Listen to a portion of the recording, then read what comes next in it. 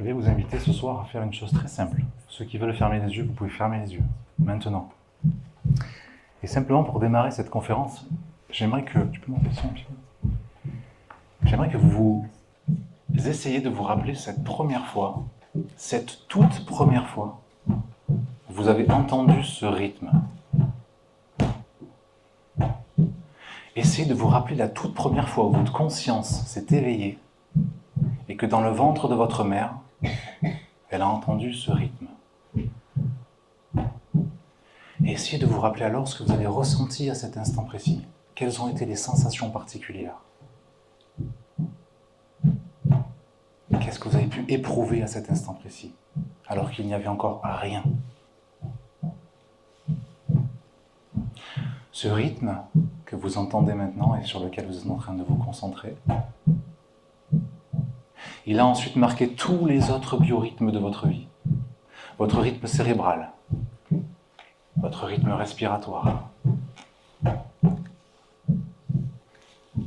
et le rythme de vos pensées, même le rythme de vos rêves intra-utérins. Et vous pouvez maintenant revenir avec moi, réouvrir les yeux, et simplement, j'aimerais ce soir qu'ensemble, on comprenne la puissance, les secrets de ce fameux rythme. Vous avez compris que c'était évidemment le cœur. Et puisqu'on est dans une soirée, pour clôturer ce congrès en santé intégrative, on va intégrer une dimension qui me semble essentielle et pour laquelle je vais essayer de me rendre passionnant et pour laquelle, en tout cas, je suis passionné. Et on va parler de ce cœur, on va intégrer ce cœur dans notre dimension personnelle de bien-être, à la fois au niveau préventif et pourquoi pas curatif aussi. On pourra en parler tout à l'heure. En tout cas, l'idée, c'est de comprendre comment ce cœur fonctionne et surtout, qu'est-ce qu'on n'a pas appris de ce cœur. Alors, je suis vraiment et profondément, pour le coup, très heureux d'être là, déjà parce que l'introduction était juste géniale, donc merci pour ça. Parce que j'ai vu des personnes qui ont organisé cet événement, qui étaient elles aussi géniales, elles et ceux, toutes celles et ceux qui ont organisé cet événement et qui l'ont animé, donc merci à tous et à toutes pour ça. Et parce que je clôture, donc finalement j'ai évidemment pris le temps d'aller vous voir chacun dans vos conférences, telles que j'ai pu, dans vos ateliers, participer, échanger avec vous, pour pouvoir faire aussi des rebonds, parce qu'on avait pu voir dans ces 2 jours, qui ont été vraiment pour moi déjà une expérience géniale. Donc merci aussi à tous les intervenants, les participants, et à tous les animateurs, et à tous ceux qui ont participé aussi à cette réussite. Et donc on va ensemble, avant de me présenter, j'aimerais juste qu'on fasse une petite distinction importante. J'ai mon pote Nicolas qui m'a confié un super outil, donc on va en profiter. Parfait, en plus j'ai le reflet juste en face, tout est nickel. Alors, j'aimerais qu'on fasse une petite distinction parce que ça me semble intéressant. Vous savez que vous êtes des êtres humains et que dans notre condition d'être humain, on a nécessité, en tout cas on a une nécessité d'exister. Exister, c'est quoi? C'est être. Existere, c'est être à l'extérieur. Quand on est pleinement à l'extérieur, on a cette sensation d'être pleinement vivant. Parfois, la maladie, les événements, les situations quelconques nous empêchent de pleinement exister. On est d'accord avec ça? Vous êtes d'accord? Bien. On va tellement ensemble exister dans cette conférence qu'on a fermé la porte à clé, vous ne pouvez pas sortir. Vous êtes obligé de rester jusqu'à la fin. Ok? Bien sûr que si, vous avez besoin de sortir, vous sortirez. En tout cas, l'idée, c'est de comprendre qu'on a tous besoin d'exister. Et ce qu'on sait maintenant, et ce que j'ai découvert grâce à toutes les années d'études, de recherches que j'ai pu faire, c'est que ce sentiment, cette impression d'exister, d'être pleinement vivant, n'est possible que si votre cœur exulte. Lorsque votre cœur est dans ce qu'on appelle une exultation, cette sensation profonde, intense, de joie, d'intensité, de connexion avec les autres, même avec l'univers, pourquoi pas? Ça, c'est l'exultation du cœur. Et dans ces moments-là, on a cette sensation d'exister pleinement, et c'est grâce, écoutez bien, à cette sensation que justement, on peut avoir une capacité de s'adapter au quotidien, même quand il est un peu compliqué parfois. Okay. Alors, levez la main qui a déjà eu le cœur qui exulte, juste pour voir. Exactement. Logiquement, chacun et chacune d'entre vous, vous avez eu le cœur qui a exulté à un moment donné dans votre vie. Ça peut être à un moment donné où vous avez dansé. Moi, je sais que j'ai fait beaucoup de danses de compétition et croyez-moi, mon cœur, en dansant, il exulte. Encore plus quand on fait de la danse de couple. Mais certains ont le cœur qui exulte quand ils vont avoir une conversation, quand ils vont, par exemple, je ne sais pas, passer sur scène, quand ils vont faire un atelier sur la respiration, quand ils vont payer leurs impôts, bref. Chacun de nous, on a le cœur qui exulte à un moment donné. Non? Non, ça a pas l'air d'adhérer là, bon. Bref, en tout cas, l'idée, c'est que forcément, ce qu'on cherche, c'est ça. Et mon premier message ce soir, c'est effectivement de se dire que pour être dans l'existence qui est la nôtre, notre pleine existence, au-delà de la pleine conscience, la pleine existence, c'est d'aller chercher ce qui fait exulter le cœur. Parce que c'est la base de tout. Et qu'est-ce que vous pensez, et c'est un jeu que je fais beaucoup avec mon deuxième fils qui est là et qui est en train de me filmer, parce que mes fils sont venus en technicien ce soir, c'est trop bien. Qu'est-ce qui vous fait exulter? Et plus encore, si je vous dis le mot cœur, quelle est la première chose que vous avez en tête? C'est quoi la première chose que vous pensez quand je vous dis cœur? Amour. Amour. Très bien. Quoi d'autre? Partage. La vie? Le sang. Très bien. Partage. Partage, je prends aussi. Courage. Courage, ça vient du cœur. Ok, courage, effectivement, c'est une très bonne remarque. On a quelque chose qui est l'énergie du cœur. Compassion. Compassion, on va y revenir aussi. Gratitude. On se calme. C'est pas tout toi, Virginie, il y a les autres aussi. Là, je vois. Bref, en tout cas, on a tous nos associations au niveau du cœur. Mais ce qu'on a aussi associé, c'est que ce cœur, on nous a appris à l'école que c'était une pompe, effectivement, qui permettait la vie, qui pompait le sang. Ce soir, on va essayer de comprendre un peu plus au-delà de ça. Ce que c'est que ce cœur et comment on peut au quotidien l'utiliser avec, je vais vous le donner, des applications concrètes, scientifiques. Comme tu l'as dit, c'est important pour les pragmatiques d'avoir des applications scientifiques aussi. Comment ça fonctionne. Et on verra les sagesses. On va passer par 2 étapes. Une première étape qui va être la science, ce que j'appelle la science du cœur, les sciences du cœur. Qu'est-ce que la recherche aujourd'hui nous approuve et nous prouve sur le cœur. Et puis les sagesses du cœur. Parce que ce qui est très intéressant aussi à remarquer dans notre fonctionnement par rapport à la vie en général et notre condition d'être humain, c'est qu'en fait, on ne se rend pas compte à quel point avant, dans les anciennes civilisations, le cœur était toujours au centre de toute chose. Au centre de la conscience, notamment pour les Égyptiens, dont je vais reparler juste après. Au centre de la guérison, pour les hindous, pour la Chine, pour d'autres pays plus dans l'Extrême-Orient ou autre, on a des traditions comme ça qui nous montrent que le cœur a une fonction vitale pour la guérison, pour la santé, pour le bien-être. Okay, et donc on prenait ce cœur comme étant un centre vital. Vous prenez le yoga ou toutes les dimensions du prana ou autre, avec les chakras, le cœur a une dimension centrale, dans l'hindouisme notamment. Alors chez les Aztèques, c'est un peu plus moins positif.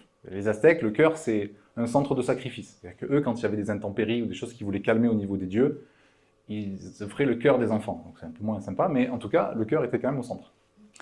Donc si vous avez un peu trop de pluie chez vous, vous savez que les Aztèques, eh ben, si vous avez des enfants, vous pouvez pratiquer des rituels. Ça, je ne sais pas si ça marche, mais en tout cas, je n'ai jamais essayé avec les miens. On verra peut-être. Et tout ça pour vous dire qu'effectivement, les anciennes civilisations nous apprennent aujourd'hui que ce cœur, c'est un centre vital d'énergie, de compassion, de gratitude, de conscience, de connexion et autres. Okay, et donc ensemble, on va essayer de remettre la place du cœur dans notre fonctionnement, dans notre vie, et c'est ce que je vais essayer de faire avec vous et de rendre passionnant. Juste pour l'image, sachez que les Égyptiens, au-delà du simple principe de bien-être, pour les Égyptiens, ce qui est très intéressant, c'est que là, je vous montre un extrait du livre des morts de Thoth. Et dans cet extrait du livre des morts, Thoth, l'écrivain, nous explique qu'à votre mort, on prélève votre cœur. Et donc on voit le mort accompagné d'Anubis à votre gauche.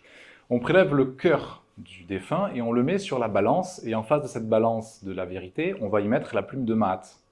Pour les Égyptiens, la plume de Maat, c'est la déesse de la vertu, de la connaissance universelle et de la sagesse universelle. Et si votre cœur est égal ou plus léger que la plume de Maat, alors vous avez droit à la vie éternelle. Pour ceux qui ont le cœur plus lourd, vous n'avez pas le droit à la vie éternelle et vous êtes dévoré par la bête qui est juste là, qui attend juste ça, de dévorer votre cœur. Alors juste levez la main, qui a le cœur plus léger que la plume de Maat ce soir? C'est bien. C'est bien, on est tous un peu mythos dans la vie. Parce que ce que nous apprend l'Égypte, c'est ça, c'est que la vie n'est que le fruit de toutes les vertus que tu vas aller chercher avec ton cœur, notamment la gratitude, la compassion. Tout ce qu'on va apprendre ce soir, ça va être ces vertus qui vont te donner cette légèreté de la plume de Maat, et donc cette fameuse vie éternelle qu'on cherche tous, qu'on aimerait tous, dans l'au-delà ou autrement. Jusque-là, est-ce que ça va pour vous? Bon, très bien. Alors je continue, parce qu'on va rentrer dans les sciences du cœur, et je vais rendre, je vous l'ai dit, ça passionnant. En tout cas, pour ma part, je ne me suis pas encore présenté pour ceux qui ne me connaissent pas, volontairement, parce que pour ma part, donc je m'appelle Alexandre Antonienko, et j'ai évolué dans l'accompagnement humain depuis déjà bien 10 ans, suite, comme toi, mon cher confrère Nicolas, à une espèce de burn-out terrible d'une vie qui ne me correspondait plus, et où tu prends conscience qu'il y a quelque chose à faire de différent. Et donc, grâce à ce burn-out, j'ai compris qu'il y avait des choses à comprendre au niveau des émotions. On a eu un spectacle juste passionnant. J'ai appris que j'étais pas pathamologue, ou je sais plus le mot. Elles sont là, les filles, ou pas, non? Elles sont pas là? Elles sont parties. Que j'étais pas thalassophile, bref. Voilà. En attendant, j'ai compris qu'il y avait quelque chose à faire. J'ai repris des études, notamment en neurosciences. Je me suis formé sur Paris. Je suis allé chercher les meilleurs chercheurs, les meilleurs laboratoires privés parce que je ne voulais pas faire de l'académique volontairement. Et puis, quelques années d'accompagnement, d'hypnose, de thérapie, d'entreprise et autres plus tard, j'ai formé mon propre institut, l'Institut Alpha, qui est basé sur Montpellier. Et la volonté de l'Institut, c'est de rapprocher le meilleur de ce qui se fait dans la recherche au niveau comportemental. J'insiste bien, je suis moi vraiment sur l'idée du comportement humain. Et d'aller collecter, d'aller travailler avec des laboratoires et des chercheurs pour générer des apports comme ce soir, des conférences, des ateliers, des formations, tout ça issu de cette recherche un peu holistique, parce que vous avez compris ce soir qu'on va parler au-delà de la science. Et donc, des années durant, je me suis intéressé au cerveau.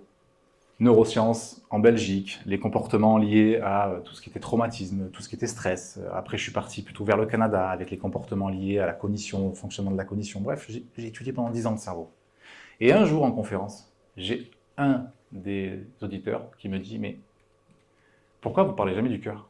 Vous êtes tout le temps dans la tête et vous ne parlez jamais du cœur dans vos conférences. » Bonne remarque. Je suis rentré à la maison et je me suis dit « Tiens, comment ça se passe au niveau du cœur? Est-ce qu'il y a des liens? Est-ce qu'il y a des choses qu'on peut comprendre ?» Et je vous avoue que j'espère vous faire vivre la plus grosse claque que moi j'ai pris quand j'ai commencé à étudier le fonctionnement du cœur. En tout cas, c'est le but de ce soir. Première chose à savoir, c'est qu'au départ, quand vous êtes qu'un embryon et que ce cœur qui a commencé à battre au bout de 3 semaines pour vous, au début, quand vous êtes ce zygote et que ce zygote a commencé à se multiplier par mitose, vous êtes devenu donc un petit embryon de rien du tout. Et au tout début, votre cœur, il est sur la tête et votre cerveau, il est au-dessous. Donc au début de votre existence, le cœur, il est en haut, le cerveau, il est en bas. Et dès l'instant où le cœur se met à battre, au bout de 3 semaines, on ne sait pas comment il démarre. Hein. Aujourd'hui, la science n'est pas capable d'expliquer comment le cœur démarre. On sait qu'il reçoit une information, et à partir de cette information, le cœur se met à battre. Première magie. Bon. Et à partir du moment où le cœur se met à battre, il va prendre une place plus centrale. Le cerveau va prendre la place, il va monter, le cœur va descendre, et donc se retrouver dans cette cage thoracique, et donc pouvoir, de manière très structurelle, fournir le sang à l'organisme et à votre futur développement, et donc par la suite à votre vie. Mais l'analogie et le fait intéressant, c'est que si le cœur est en haut, c'est que peut-être qu'à un moment donné, il faut qu'il capte quelque chose pour démarrer. S'il est en haut, c'est peut-être pas pour rien. Aussi bien qu'après il descende pour le côté structurel de son fonctionnement, aussi bien qu'en haut, et on se dit, mais pourquoi? Et donc la première analogie, c'est ce soir vous dire que peut-être le cœur il est capable de capter des choses que votre cerveau n'est pas capable de capter. Peut-être que le cœur est capable de réparer des choses que le cerveau n'est pas capable de réparer. Et c'est ce qu'on va partager ensemble. Est-ce que jusque-là, ça va? Est-ce que c'est plutôt intéressant ou pas? Bon, d'accord. Alors je continue. Rappelez-vous, le cerveau était en bas, le cœur était en haut.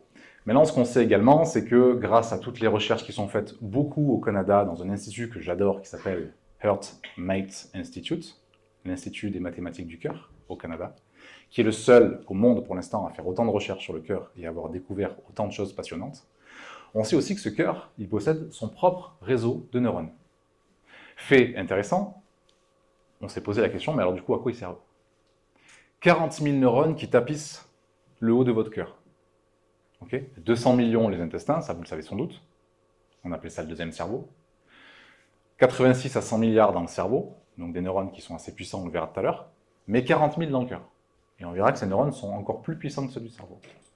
La première fonction de ces neurones dans le cœur, c'est qu'ils vont surveiller votre flux sanguin.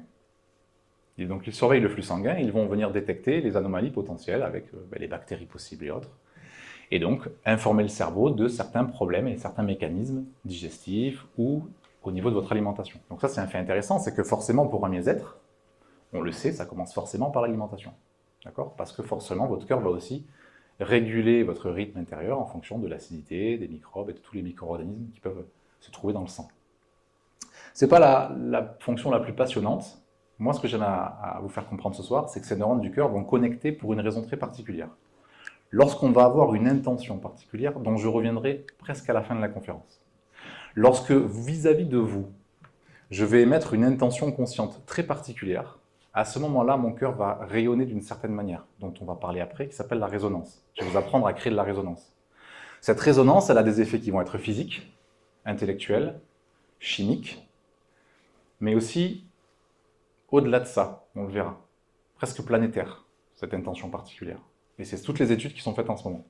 Donc l'idée ce soir, c'est qu'on va apprendre à générer cette intention, à comprendre que les neurones du cœur, ils sont 100 fois plus puissant en termes de connexion et de magnétisme que les neurones du cerveau. Pas 10, 100 fois plus puissant.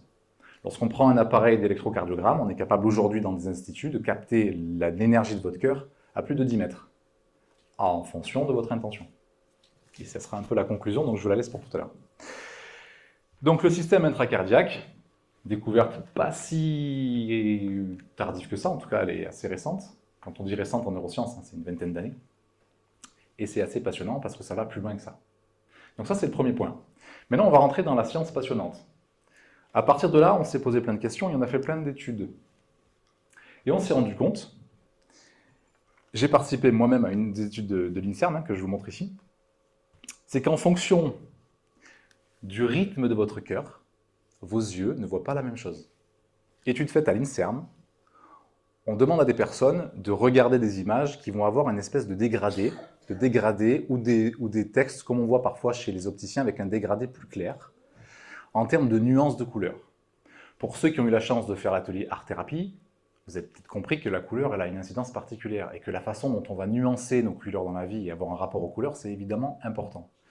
En termes de guérison, de santé, de bien-être, ce que vous voulez. Et donc aujourd'hui, on sait qu'en fonction du rythme de ton cœur, tes yeux ne voient pas les mêmes nuances dans le monde. Tu es capable de nuancer le monde différemment, de nuancer les couleurs des autres, du monde, de ta vie, les couleurs de tes événements, différemment en fonction de ton rythme cardiaque. Première étude que je trouve intéressante à vous partager, faite à l'INSERM en France.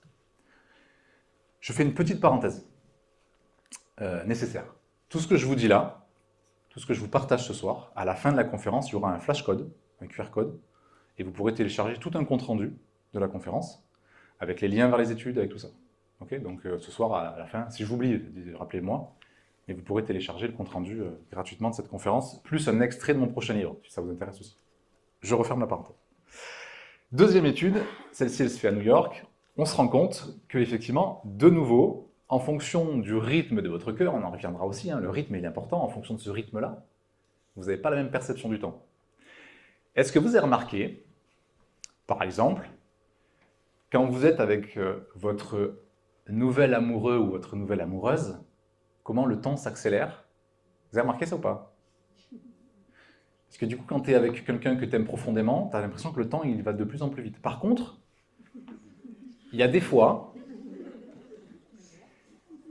tu es en conférence, pas les gens qui sont présents ici, ceux qui font des autres conférences, tu as l'impression que l'heure, elle a duré 10 ans. Tellement c'était chiant, tu vois.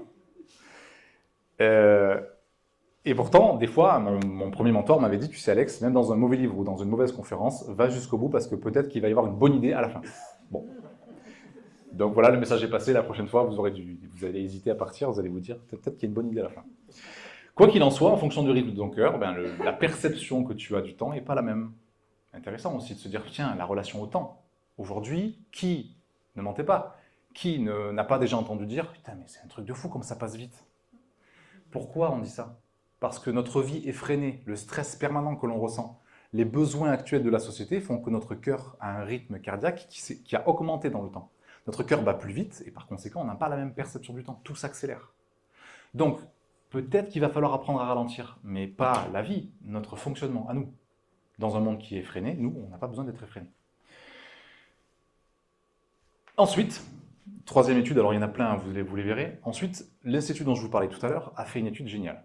Ils ont pris des cobayes, ils les ont mis devant un écran géant, enfin un écran classique, assez grand comme ça, et cet écran est associé à une souris.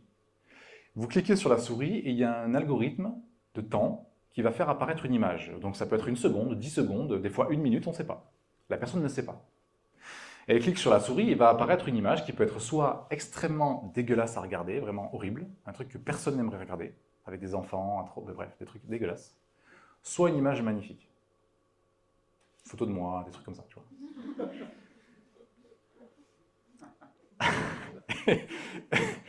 Et donc, pour revenir un peu au sérieux, et donc la personne appuie sur la souris, elle ne sait pas quand l'image va apparaître, mais elle sait qu'elle peut être positive ou négative. En tout cas, le cerveau sait qu'elle peut être positive ou négative, agréable ou désagréable. Et ce que va constater l'Institut avec donc, un électrocardiogramme et un électroencéphalogramme, c'est que le cœur va, quelques secondes avant que l'image dégueulasse apparaisse, le cœur va accélérer légèrement. Le rythme cardiaque va légèrement accélérer quelques secondes, pas microsecondes, hein, quelques secondes avant. Votre cœur est capable de capter des événements qui vont se produire, ou qui peuvent se produire de manière antécédente, si je puis dire, par rapport au cerveau. Ce qui veut dire qu'on s'est posé la question, et moi le premier, je me suis dit, mais alors est-ce que notre cœur est capable de nous donner des informations en lui demandant concrètement? Il y a plein de protocoles aujourd'hui qui existent et que j'apprends à mes thérapeutes, aux coachs que je forme, pour permettre à une personne accompagnée de poser des questions à son cœur, à travers le corps, à travers les choses. Et la première chose que vous pouvez comprendre ce soir, c'est ce qu'on appelle la sensation go-no-go. Go, no-go. Ça vous est déjà tous arrivé de ressentir une sensation particulière. Ce n'est pas une émotion, j'insiste bien. C'est une sensation particulière. Fermeture, ouverture. Ouverture, go, ça c'est bon. Fermeture, ah c'est pas bon pour toi. Vous y êtes allé quand même et tu t'es planté. Et moi ça je l'ai fait plein de fois. Mon ego me dit, ouais, ça là, ce contrat, ça va être un truc de dingue. Ou quand la personne t'appelle pour te proposer un contrat, tu as l'impression que le truc il est fermé complètement comme ça. Et tu dis non mais ça paraît beau mais je peux pas y aller. Et ben, ce qui se passe, c'est qu'à chaque fois que j'ai pas écouté cette sensation, à chaque fois je me suis planté et je me suis retrouvé dans des situations très très compliquées à gérer. Donc go no go, c'est quand ton cœur te dit non, c'est pas pour toi. Ou ah, ça peut être pas mal. Donc la prochaine fois, testez, juste ayez cette conscience de non plus vivre avec cette hauteur-là, mais prendre de la hauteur sur sa vie, c'est prendre de la hauteur avec son cœur et se dire tiens, go ou no go. Si je ferme les yeux 2 secondes, ça vibre comment? C'est quoi la sensation? Il n'y a pas d'émotion à ce moment-là, c'est une décision que vous avez à prendre. Go, no go. Vous retenez ça ou pas? Bien. Parfois, c'est des personnes. Ça m'est arrivé un jour, sorti de conférence, qu'une personne vienne me voir et me dise écoutez, monsieur Antonico, c'était vraiment super ce que vous avez fait, vraiment pour vous. Je pense qu'on a des opportunités de croissance économique faramineuses. Il me parle, et moi, mon cœur se dit oula, ça va pas faire. Bah, j'y suis allé quand même. Bah, je me suis retrouvé dans une pièce bizarre, avec un gars qui fouille dans une sacoche, qui m'expliquait à moitié ce qu'il voulait faire. Je pensais qu'il allait sortir un gun ou un couteau, j'en sais rien. Je ne savais pas comment sortir de là. Et mon cœur, il faisait « démerde-toi ». Et mon ego, il a dit bah, « la prochaine fois, je me tairai ». Mais en tout cas, je vous apprendrai à la fin de la conférence qu'il y a 2 dimensions en nous. Il y a la dimension de l'ego et la dimension de l'écho. L'ego, c'est ce qui vous paraît être mentalement bien, opportuné ou autre. Et ça, c'est ce qui est la vision extérieure de l'iceberg. Et puis, tu as l'écho de ce qui vibre en toi. Et je vous invite à écouter ce qui vibre en vous à tout moment. Et je sais que ce n'est pas évident dans un monde où on est beaucoup dans le mental, ce mental qui s'accélère de plus en plus. Et vu que ça s'accélère, moi aussi je dois accélérer. Bien, alors juste, dernière chose, j'ai une question à me poser avant de rentrer dans la partie des enseignements du cœur. Je parlais des neurones tout à l'heure, 40 000 neurones. Ces neurones, évidemment, ils ont une connexion avec le cerveau. À votre avis, si vous deviez donner un pourcentage entre ce qui monte et ce qui descend, vous diriez quoi? Combien de pourcentage d'informations montent et combien descendent, grosso modo? 20-20? 80-20. On est pas mal déjà sur les chiffres. Oui, mais ça monte plus que ça descend. Et donc, ça veut dire que 80 monte, 20 descend, c'est ça? Bien, ben vous êtes très très bon. Voilà. Donc cette conférence est terminée. Merci beaucoup, c'était vraiment super. Et j'espère vous retrouver très très bientôt. 80%, écoutez bien, parce que 80% des informations partent du cœur et montent au cerveau, et 20% descendent. Excusez-moi, mais merde, qu'est-ce qui se passe? 80% des informations, elles montent. C'est-à-dire que sans cesse, ton cerveau, il fait qu'exécuter ce que votre cœur dit, en fait. Donc, partie de ça, on se dit, bah, il doit y avoir des enseignements quand même. Partie de ces informations qui montent, est-ce qu'on ne peut pas en tirer quelques enseignements sympas? Premier enseignement sympa, sur ces 80% d'informations qui montent, et c'est la même chose pour l'intestin, hein, 80% des informations de l'intestin montent par le nerf vague jusqu'au cerveau. Bon, notamment pour les neurotransmetteurs, pour tout ce qui est important aussi en termes d'informations. Donc le cerveau, qui était soi-disant le premier cerveau, c'est pas sûr que ce soit le premier. Mais en tout cas, il a beaucoup de neurones, mais il reçoit beaucoup d'informations d'en bas. Donc restons sur le cœur. Il y existe entre votre cœur et votre cerveau 4 grandes voies de communication. Quand tu connais ces 4 voies et que tu connais les applications possibles, il va commencer à se passer des choses intéressantes dans votre vie, à tout niveau. Pour ma part, ça a changé toute la structure de ma vie en termes de comportement, d'attitude, de choix, de façon de penser, de façon d'interagir avec les autres. Parce que alors Alexandre Tonenko, son ego, je peux vous garantir qu'il était comme là sur la scène, pareil, tout le temps. Bon, ça va, hein. On a tous le droit à avoir un peu d'auto-amour. Hein. Bref, 4 voies de communication. La première, c'est la voie énergétique. Logiquement, je vous ai fait un slide. La première, pardon, c'est la voie nerveuse. Excusez-moi, je reprends. Première voie de communication entre le cerveau, entre le cœur et le cerveau, la voie nerveuse. Je vais y revenir juste après. Deuxième voie, la voie biophysique. Okay, c'est comme ça que je l'ai mis. Biochimique. C'est pareil, biochimique. Troisième voie, la voie bio. Très bien. Et la quatrième, la voie énergétique. Donc ces 4 voies, elles nous apprennent des choses sur notre mode de fonctionnement. Première chose à savoir, c'est que par rapport aux 3 premières voies, la voie énergétique, je vous l'ai dit tout à l'heure, elle est 100 fois plus puissante. Donc prenez une autoroute classique, à 3 voies, et vous y rajoutez une 4e voie. Mais cette voie-là, elle est 100 fois plus large. Putain, t'as la place de rouler. Mais du coup, ça veut dire quoi en termes d'application concrète dans notre vie? Est-ce qu'on apprend à gérer cette voie énergétique? Jamais. Jamais. Donc ce soir, c'est ce qu'on va faire. Première voie, c'est la voie nerveuse. Et vous aurez tout ça dans le compte-rendu, hein, je vous l'ai dit. Cette voie nerveuse, elle est possible avec ce fameux nerf vague que vous avez peut-être déjà connu ou entendu par rapport à la cohérence cardiaque. Le système homéostasique avec le parasympathique d'un côté et le sympathique de l'autre. On a le frein et l'accélérateur dans notre homéostasie. Et donc, on a ce nerf vague qui fait le lien, un nerf vague qui communique avec le cerveau et l'ensemble des organes du corps. Et ce nerf vague, il part du cerveau comme ça, il plonge là le long de la gorge, ici, là, à droite, là, et puis il descend. Et pourquoi on l'appelle le nerf vague? C'est parce qu'il vagabonde dans le corps. Il va passer devant, à partir des bronches, là, il va passer devant le corps, on appelle ça le vagal ventral, pour ceux qui connaissent, et le vagal dorsal. Nous, ce qui nous intéresse, c'est le vagal ventral, puisqu'il va connecter les poumons, le cœur, les intestins, tous les organes. Grâce à ce nerf vague, on a donc une communication possible entre cœur et cerveau. Et donc, ce que cette première voie nous apprend, c'est que quand on est capable de tempérer ce nerf vague, de calmer, d'accéder au parasympathique, avec des pratiques simples, on va calmer le cœur. Je vous parlais tout à l'heure de comment on calme le cœur. Première chose à savoir, c'est qu'on peut calmer ce cœur. On peut calmer ce cœur comment? En créant une première phase qu'on appelle la cohérence. Il y a plusieurs façons pour ça. Première façon de créer de la cohérence, la fameuse cohérence cardiaque. Je respire en ligne, okay, je vais augmenter ma fréquence de variabilité cardiaque et donc je vais créer un rythme cardiaque plus ample et donc je vais calmer, activer le parasympathique et me calmer. Okay. Deuxième façon de faire, vous allez la tester, c'est très simple. On appelle ça la pendiculation. Est-ce que ça vous parle? Certains connaissent. Pour ceux qui ne connaissent pas, c'est très facile, vous allez voir. Faites comme moi. Vous mettez vos mains comme ça, derrière la tête. Prenez vos mains, vous les mettez bien derrière la tête, vous tirez bien derrière. Vous essayez de vous décaler un peu si vous gênez, voilà. Vous tirez bien derrière et vous levez, avec un peu de fierté, vous levez légèrement la tête comme ça. Et vous allez attendre quelques secondes et il va se passer 2 choses. Soit vous allez avoir envie de bâiller, voilà, c'est fait. Soit de déglutir. Attendez quelques secondes. Voilà, très bien. Très bien. Et comme c'est contagieux, forcément. Donc la pendiculation, c'est comment je vais étirer ma cage thoracique, soit avec de la respiration consciente, et quand une respiration plus, ok, j'ai oublié le terme, voilà, merci, plus basse. Donc je vais étirer cette cage thoracique, soit moi volontairement, je vais faire comme les chats et les chiens quand ils se lèvent, là, comme ça, je vais pendiculer le plus souvent possible pour ramener cet état d'équilibre naturel. Donc la pendiculation, c'est vraiment d'étirer le nerf vague pour calmer rapidement le cœur. Ça, c'est le premier effet. C'est bon pour vous? La respiration, évidemment, est un autre outil, mais pas que. Pour activer ce nerf vague et donc ce parasympathique, vous avez aussi 1% du nerf vague arrive dans l'oreille.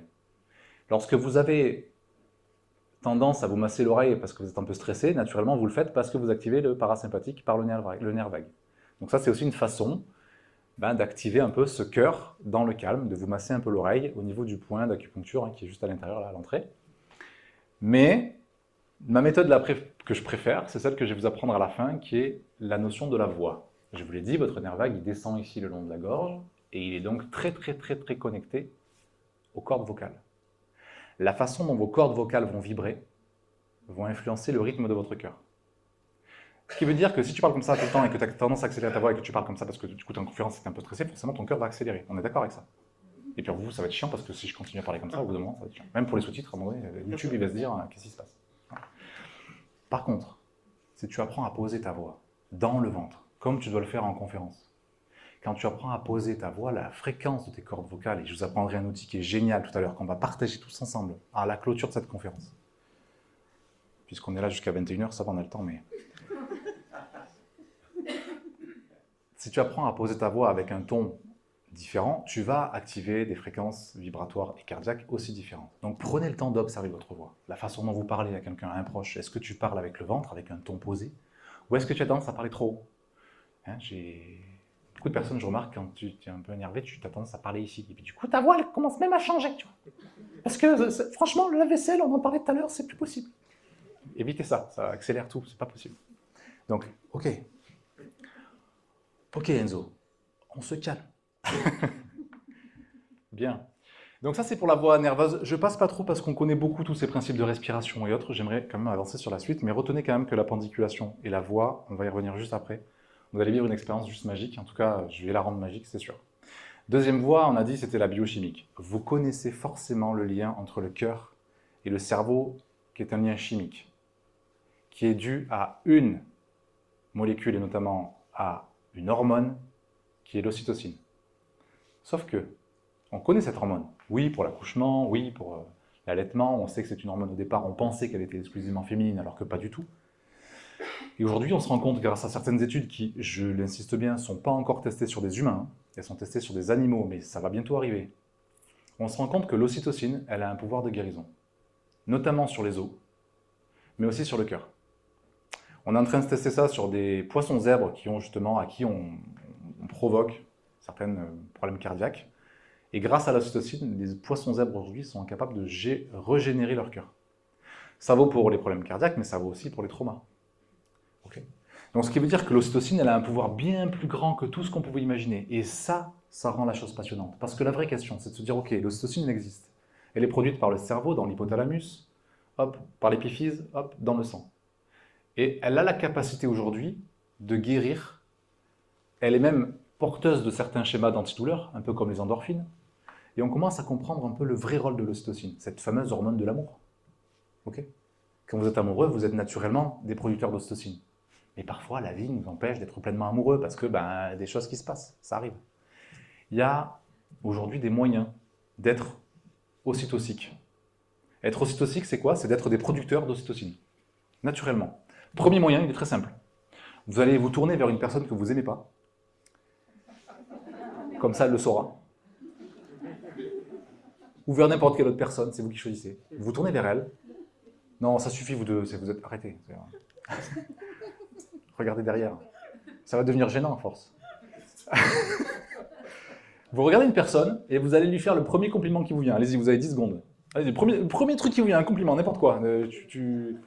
Tu parais rayonnante, j'aime ta tête, je sais pas. Allez-y, allez-y. Voilà, c'est bon, stop, arrêtez. Arrêtez. Aussi toxique, c'est pas mal ça. Toi, t'as une biote d'aussi toxique. Quoi? Ouais, tu réduis mon ocytocine. Celle-là, je peux la garder? À la prochaine conférence, je la sors, Joël. Aussi toxique. T'es aussi toxique que chiant. Alors vraiment, putain, je peux pas quoi. Trop bien. Donc, premier moyen, très simple, compliment. Mais le compliment honnête, pas le truc, ah là, qu'est-ce qui te va bien ce t-shirt? Non, on s'en fout de ça. Tous ces compliments que je retrouve en entreprise, c'est du bullshit. Moi, je vous parle du vrai compliment. Le compliment que tu donnes avec sincérité, authenticité et avec cœur. Et vous savez ce qui se passe? C'est que derrière, il y a une autre notion qui va arriver. Le premier C ce soir, c'est le compliment. Le compliment tout bête. Franchement, t'as raté, on s'en fout. T'as fait de ton mieux, franchement, moi je te félicite. Bravo. T'as eu 4,5 en anglais? T'as fait de ton mieux? Bravo fils, la prochaine fois tu feras mieux. Un compliment. Parce que du coup, j'ai toujours cette tendance à me dire, ok, mon cœur, qu'est-ce qu'il peut transmettre? Un, le compliment. Deux, deuxième C, le cadeau. Vous avez déjà tous reçu des cadeaux. La question, c'est quand tu reçois un cadeau ou quand tu offres quelque chose, qui des deux personnes produit le plus d'ocytocine? C'est celui qui donne, pas celui qui reçoit. Donc l'idée, c'est de se dire, moi, dans la vie, quels sont tous les cadeaux que je produis au quotidien? Parce qu'à ce moment-là, vous êtes en train de vous guérir.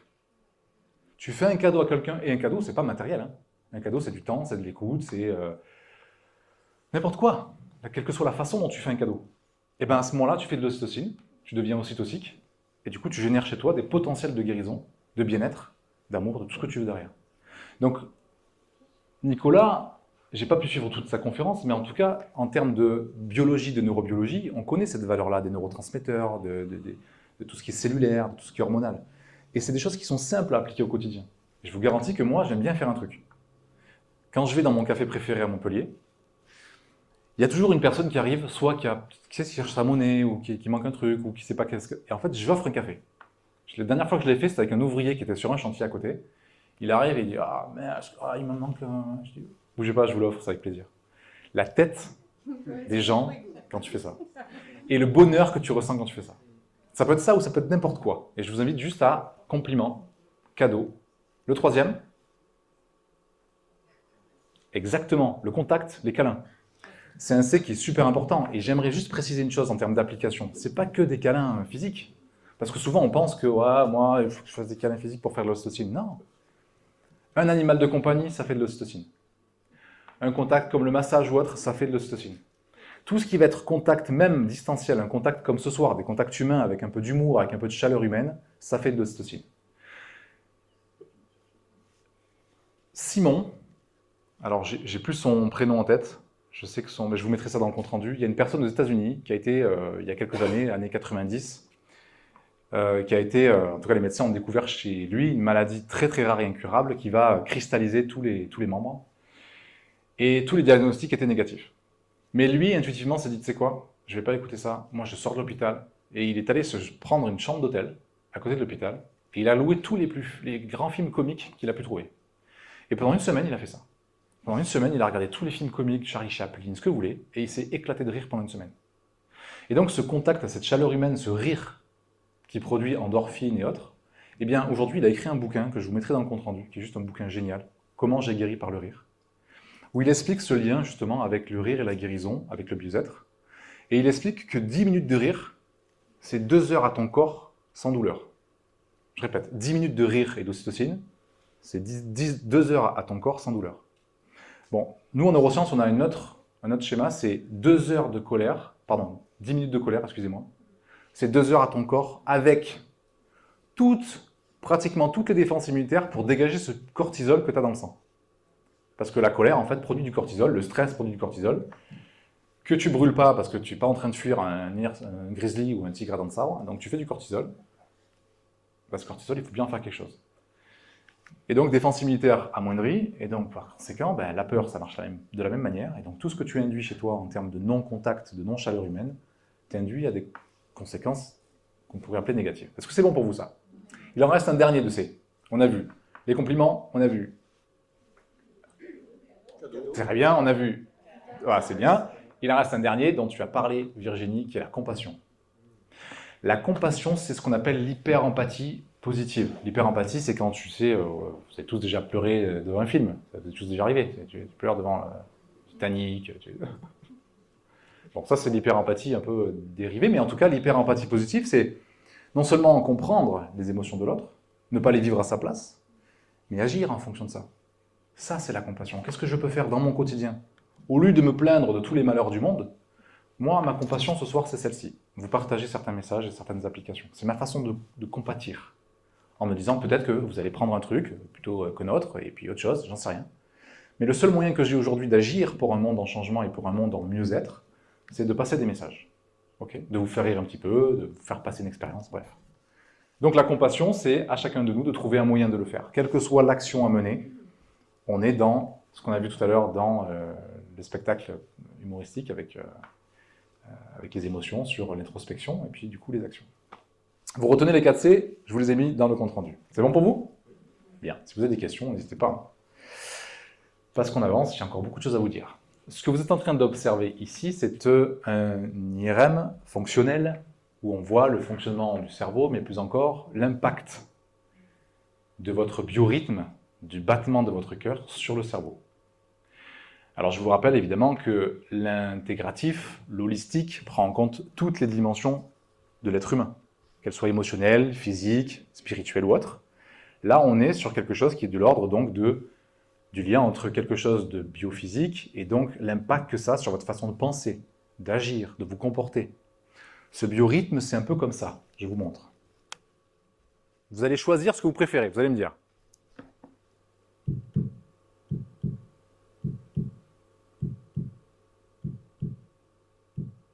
Première solution. Deuxième solution.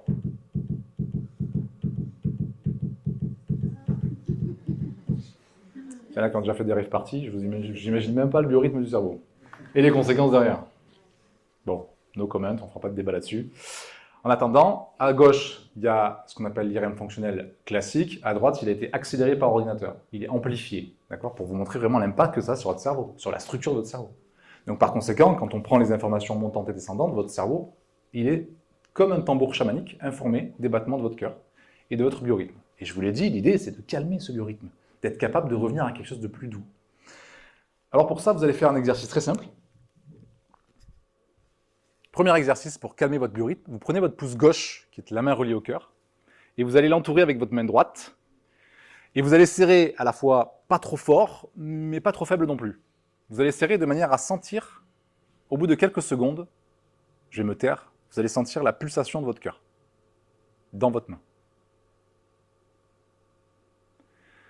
C'est très léger, mais vous devez être capable avec l'entraînement de ressentir cette petite pulsation. S'il y en a qui ne ressentent rien, c'est que peut-être vous n'avez pas de cœur. Voilà. Est-ce que vous sentez ce petit biorhythme dans votre main? Ok. Le simple fait de prendre votre pouce gauche, de le serrer dans la main droite, ça, c'est ce qu'on appelle un point d'acupression au niveau du cœur qui va, en quelques secondes, calmer votre cœur. En moment de stress, un moment d'angoisse ou autre, première étape, vous calmez le biorhythme pour montrer que tout va bien. Ok. De la même manière qu'il y a des techniques pour les enfants, où vous allez mettre une main sur le préfrontal, une main sur le cortex, ici, derrière, visuel. Ok. De la même manière que pour calmer un enfant qui pleure ou qui a peur ou autre, on va mettre ses deux mains et on va lui parler doucement à l'oreille pour lui dire que tout va bien. On va créer en fait une biocirculation différente dans son cerveau, entre le visuel et le préfrontal, qu'il n'est pas encore connecté en tant qu'enfant. Et on reviendra à ce préfrontal tout à l'heure. Là, je reste sur le biorhythme. En tout cas, ce biorhythme, première étape, vous le calmez comme ceci. Deuxième étape pour calmer votre biorhythme, en tout cas deuxième pratique, je vous invite à faire cette chose le plus souvent possible. Écoutez le cœur de quelqu'un, même votre propre cœur. Il y a deux façons de faire. Soit vous collez la tête sur le torse d'une personne que vous aimez ou d'une autre personne, quelle que soit la personne, même un animal. Cette pratique d'écouter le cœur, elle a des effets juste incroyables. La même chose que je vous ai fait faire tout à l'heure, mais avec un vrai cœur qui bat. Cette pratique que vous faites, elle apaise votre propre cœur. La deuxième façon de faire, c'est ce qu'on appelle la respiration du cœur.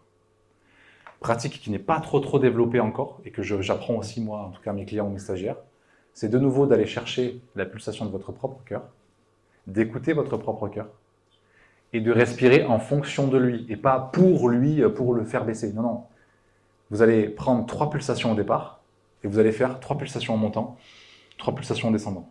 Et vous allez faire ça 3 fois. Puis 4. 3 fois. Puis 5. Puis 6. Et vous allez voir qu'au bout d'un moment, tout va se calmer, parce que vous respirez en fonction de votre cœur. Donc la respiration du cœur, c'est de prendre votre tempérament cardiaque. Au début, ça va peut-être battre un peu vite, et puis au fur et à mesure, ça va calmer le battement. Et vous arrêtez jusqu'à ce que vous n'arriviez plus. Des fois, ça arrive à 10 parfois, 10 pulsations. Mais c'est une des techniques aussi pour calmer le biorhythme. Et là, vous êtes vraiment centré sur le cœur. Je suis clair ou pas? Bien. Et pour le biorhythme, évidemment, l'espace cocon. Vous devez créer chez vous un espace qui vous appartient. Quand je dis chez vous, c'est pour vous. Vous créez un espace cocon, c'est quoi? C'est un endroit, un lieu, à la maison, en dehors, n'importe où vous pouvez vous retrouver à tout moment seul, je dis bien seul, avec vous-même. J'ai fait dernièrement une retraite en silence qui a été assez éprouvante parce que j'en avais besoin, dans une abbaye, une semaine en silence. Et j'ai eu la chance de discuter avec un des pères qui était présent, un des moines qui était le père maître, et qui m'a dit une chose: apprends à te recueillir. Ça va calmer tout ce que tu as besoin de te calmer. Et en fait, ce recueillement, c'est ça le cocon. C'est des moments dans votre vie où vous avez besoin d'un espace où votre cœur va se dire, ok, là, dans cet espace, c'est moi. Ça peut être la mer, la montagne, ce que vous voulez. Ok? Donc choisissez votre moment cocon, votre instant cocon, votre endroit cocon, et plongez-vous dedans. Ça peut être une activité, ce que vous voulez, mais prenez l'instant pour ce cocon. C'est bon pour vous? Et j'avance parce que je vais vous faire vivre un truc génial. Quatrième voie, 100 fois plus puissante que les autres voies. 100 fois plus puissante. Et cette dimension énergétique, elle va nous permettre d'avoir une capacité de croissance personnelle, de bien-être, de dimension énergétique encore plus forte. Alors au début, ce n'est pas évident, parce que votre cerveau, il va bugger. votre cerveau, il ne va pas comprendre comment gérer ça en fait. C'est quoi ce qu'il raconte, Alex? Et en grosso modo, pour vous rendre compte, pour que vous puissiez vous rendre compte de ce que ça va faire, c'est très facile. Votre cerveau, des fois, il va vivre des petites erreurs 404. Il va se dire, mais quoi? Comment ça, l'intention? Comment je fais? Pour vivre une erreur 404, rien de plus facile. Vous allez prendre la main gauche et vous allez faire un pistolet. Faites un pistolet avec votre main gauche et un téléphone avec votre main droite. Okay. Téléphone, c'est le cœur. C'est allô, cerveau, arrête de. Stop. Okay. Et l'exercice, il est facile. Vous allez voir ce que c'est que l'erreur 404. Vous allez juste faire comme moi. Vous allez inverser les doigts. Bah, si. Fais voir, Joël. Ah, merde.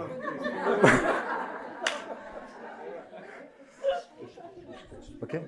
Ça, c'est ce qui se passe au début quand on apprend de nouvelles choses. Le cerveau, il se dit attends, non, je vais rester sur le pistolet. Ok.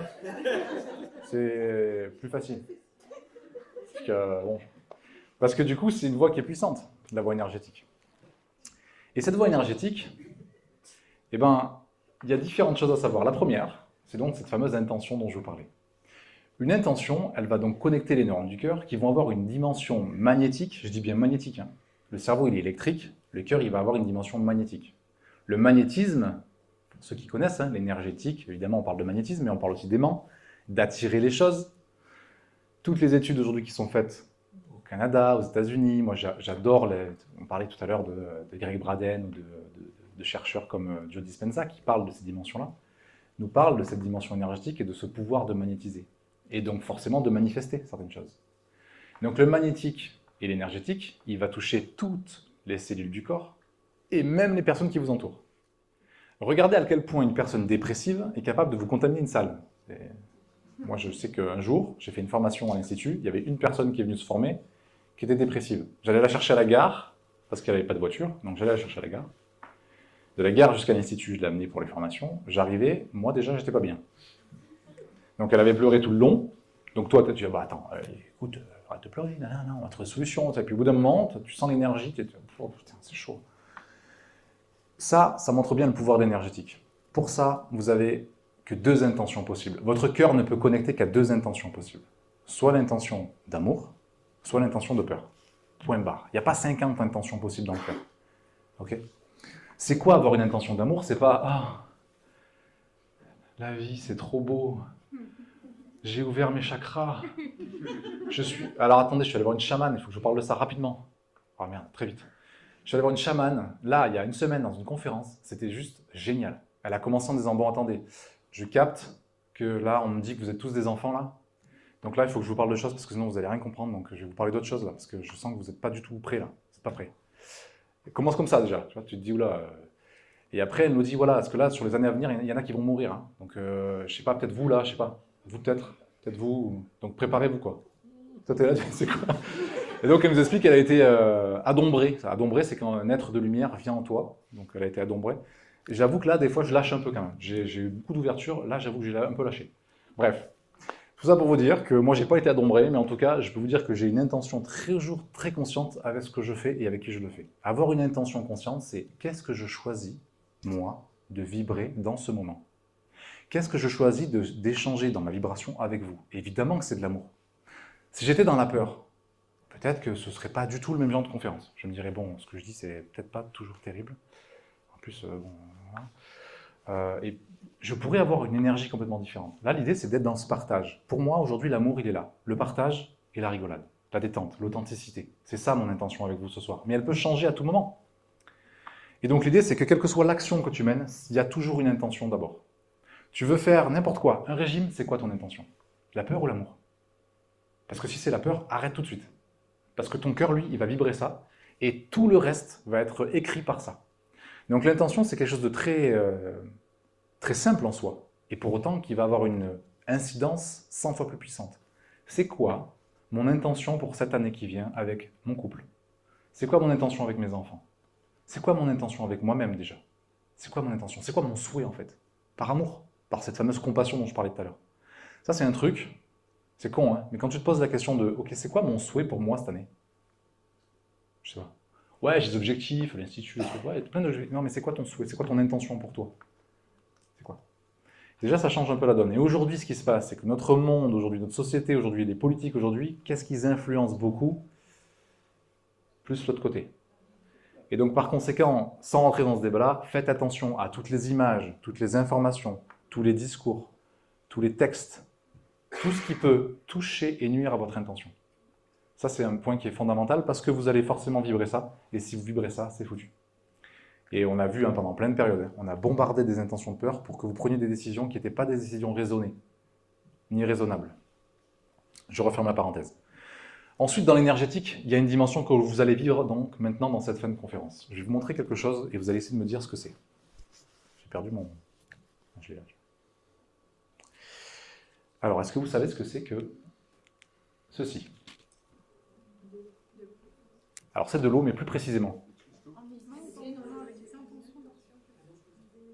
Alors, il y a les travaux de Masaru Emoto, que vous connaissez, c'est-à-dire l'intention sur l'eau. Donc, je produis une énergie particulière qui va donc informer l'eau de mon énergie. Ça, tout le monde est clair là-dessus. Donc, évidemment que l'eau que je bois, je peux aussi y mettre une intention, en termes de curatif, de guérison, de ce que vous voulez. Il y a plein de choses qui existent, mais en tout cas, l'intention d'amour, évidemment que c'est le top. Là, c'est ce qu'on appelle un cymatics. Un cymatics, c'est une plaque sur laquelle on va mettre certaines fréquences vibratoires, intentionnelles. Et donc, l'eau va vibrer, va créer des formes en fonction de cette vibration. Et tout à l'heure, en termes de discours, je vais vous parler de la voix.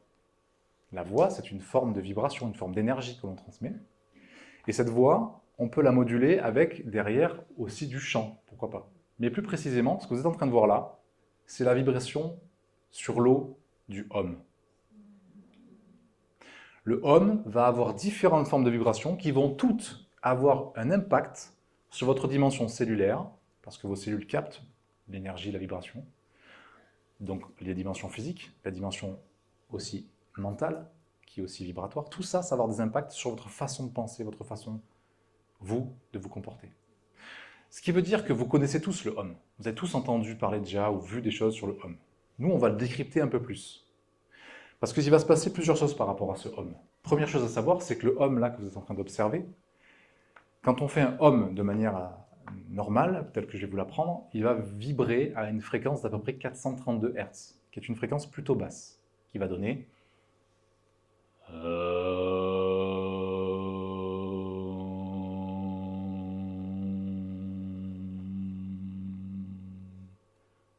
Ok, ça c'est pratiqué dans tous les temples bouddhistes, partout on pratique ce Om. Souvent, on a tendance à mal le pratiquer. Souvent, je le vois dans certains stages, on fait Oh.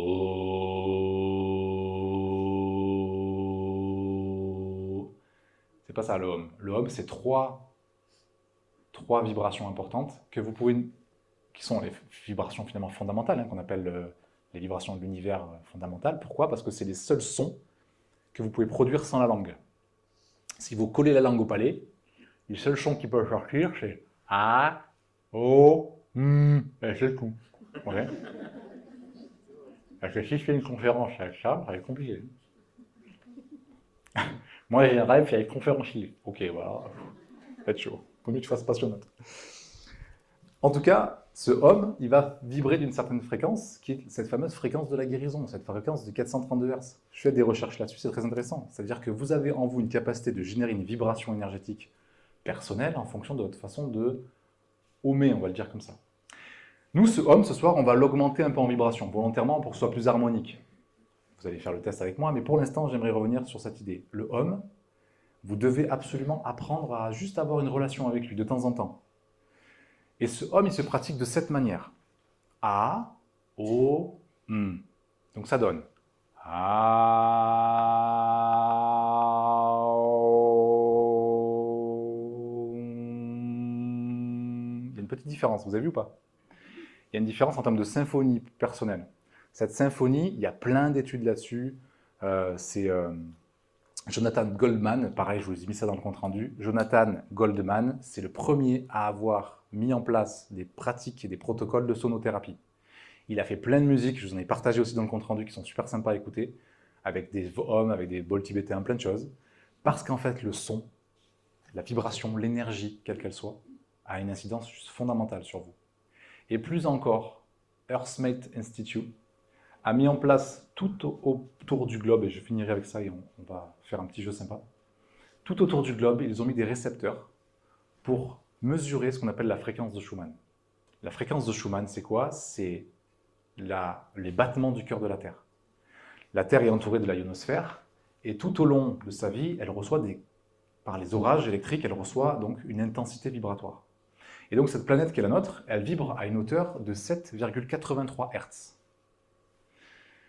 Et ce qu'on sait grâce aux études planétaires, c'est que cette fréquence de Schumann, elle influence notre cœur, notre fonctionnement cardiaque. C'est pour ça que sous certaines tempêtes solaires, on a une activité émotionnelle et tout. Tu te réveilles un matin, tu ne sais pas pourquoi ça ne va pas.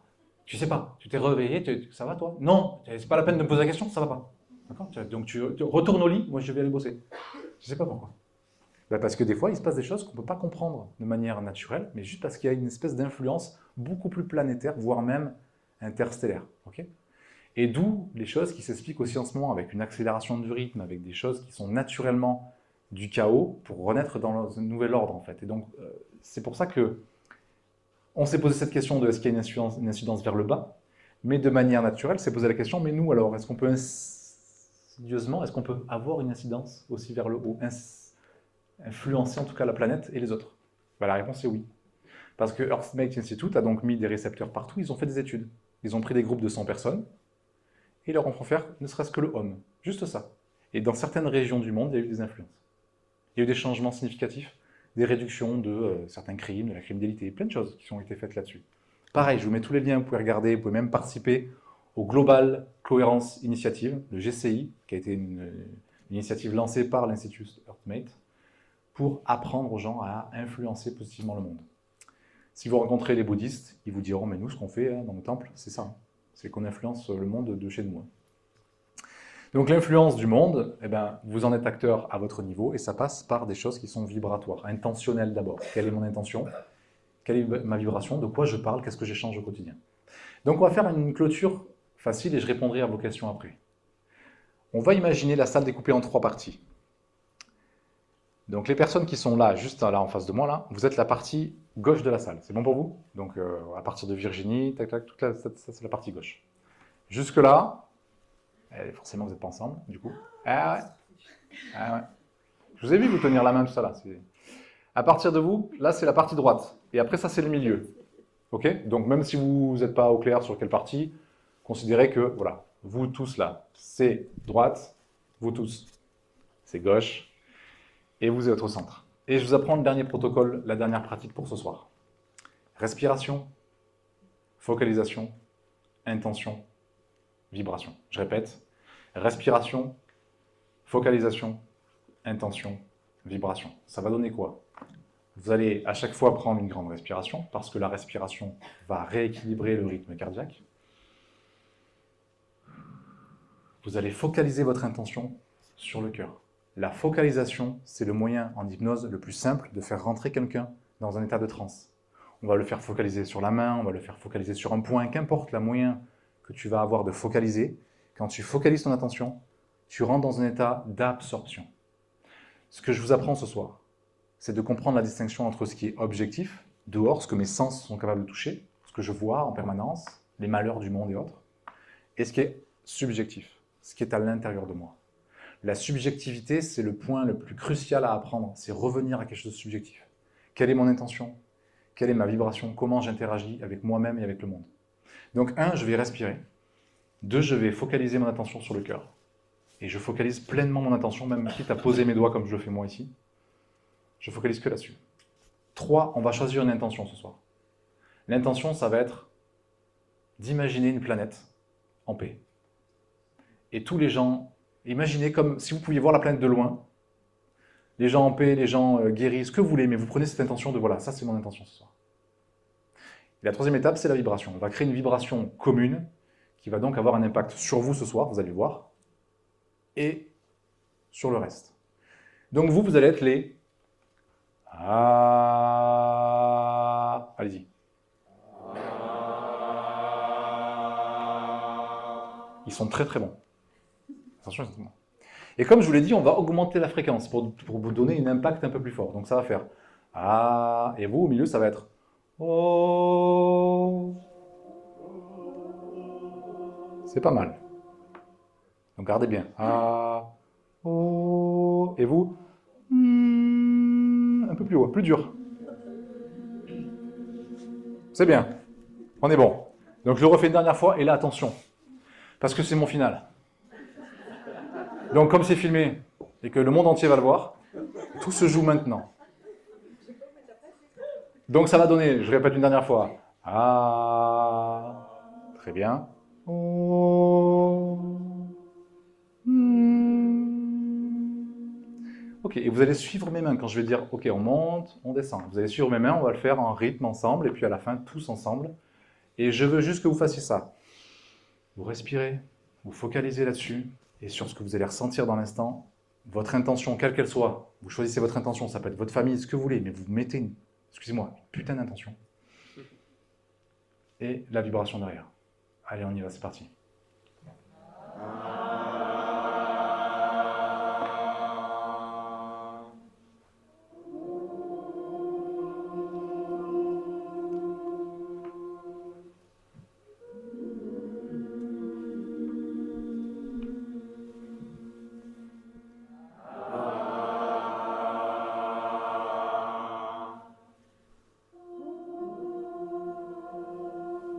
Un peu plus fort au milieu. Attention, on va faire les deux côtés.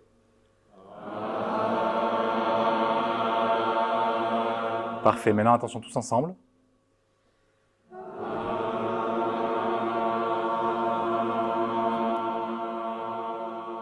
On reprend son souffle, on le fait une dernière fois. Un peu plus fort à gauche, attention, enfin à droite, on y va, c'est parti.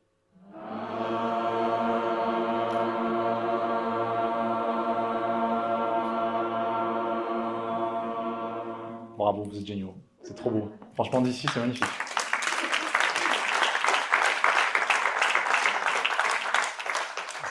C'est des moments qui sont, en tant que conférencier, c'est des moments qui sont super parce qu'en fait, nous, ici, on reçoit toute cette énergie vibratoire. En tout cas, c'est pour ça d'ailleurs que tous les grands orateurs de l'époque, quels qu'ils soient, en fait, ils avaient des rituels pour capter l'énergie à fond. Parce que ça nourrit, quoi. Donc, ce que vous faites là, au quotidien, faites-le aussi de manière personnelle. Moi, je sais que j'ai des rituels de hommes qui sont simples. Dans la voiture, tu mets un peu de musique douce et puis tu fais ça en respirant. Je peux vous garantir qu'en 2 minutes, tout ton état interne y change. Faites-le avec des covoites, vous allez voir, c'est super rigolo. Mais par contre, voilà, faites-le avec un rythme qui va être parce que là, vous avez une tonalité qui correspond à ça. Donc, si vous voulez, c'est maintenant, après je réponds à vos questions, si vous voulez télécharger le compte-rendu, c'est là qu'il faut flasher. Et pour ma part, évidemment, je vous remercie pour votre écoute. En attendant, je prendrai du temps pour répondre aux questions. Il va y avoir encore plein de choses sur le cœur parce que je continue aussi les recherches, je continue les collaborations par rapport à ça.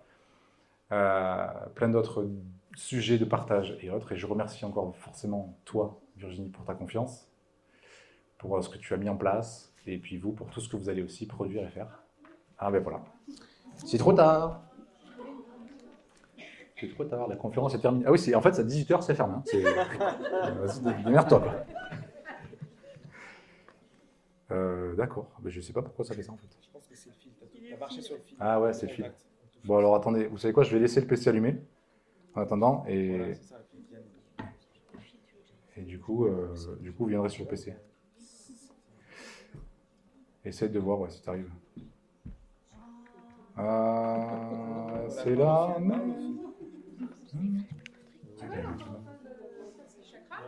Ah ben ouais, elle se connecte à la Terre, disons. Bouge pas. Bouge pas. Ça a marché, mais... Ouais. Bien, en tout cas, voilà. Est-ce que vous avez des questions avant qu'on... Merci, merci. Merci beaucoup. Oui. Je vous écoute.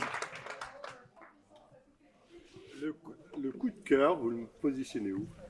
Alors, super intéressant. Le coup de cœur, c'est quelque chose qui est de l'ordre de, effectivement, un schéma humain. Oui, parce qu'après, il y a le coup de cœur humain. Humain, alors il est évidemment biochimique d'abord. Alors si on parle science, le coup de cœur est d'abord biochimique. Parce que vous allez avoir un afflux d'ocytocine, un afflux de certaines hormones qui vont te faire vivre un état intérieur particulier. Par contre, ce qu'on sait, c'est que comme je vous l'ai dit, le cœur il a des perceptions fines que n'a pas le cerveau. Et le coup de cœur, c'est un coup de perception. C'est quelque chose qui va te faire dire, cette personne, pour moi, elle est particulière. Ça m'est arrivé avec une stagiaire.